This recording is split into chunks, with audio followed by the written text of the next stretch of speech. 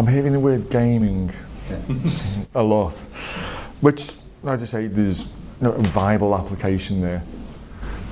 For the vast majority of people, though, and I mean, this is what the TV is diffuse. It's there for everyone. That's its success.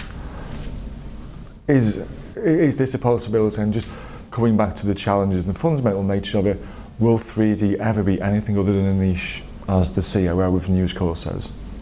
Is he right on this one?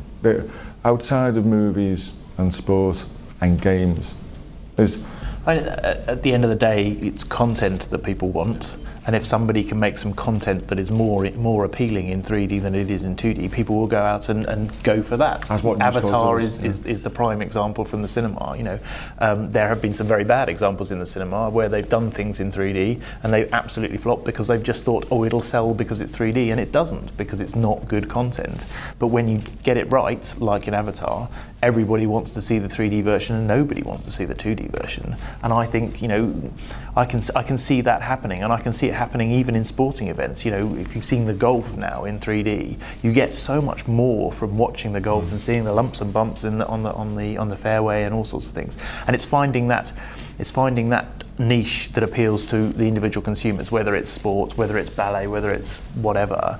As soon as you see what you're interested in 3D, you kind of go, actually, now I get it. Now I want to go out, and I'm happy to sit there and watch glasses because I get more from it.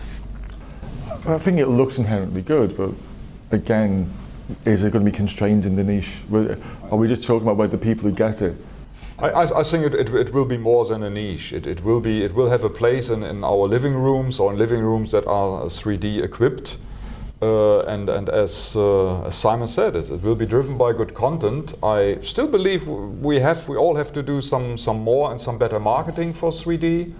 I think probably instead of discussing, well, newer technologies, we probably have to fix the bugs that we have in the current technology. We still have some issues with crosstalk between the left and the right channel. We have an issue that if my nice neighbor has a set from manufacturer A and I have a set from manufacturer B, I can't invite her to come over and bring her glasses. I need to have a second pair in the drawer. So we need to standardize the methodology, how these shutter glasses work.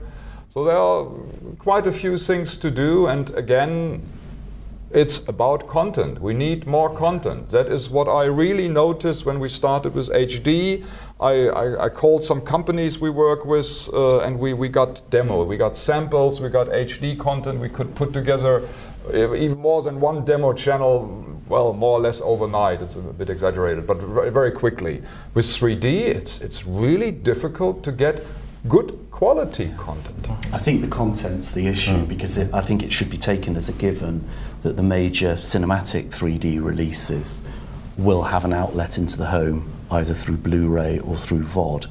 And I mean, we shouldn't ignore the fact that a major part of cinema releases is the associated knock-on revenue. You know, 25% of film funding comes from television outlet of major releases.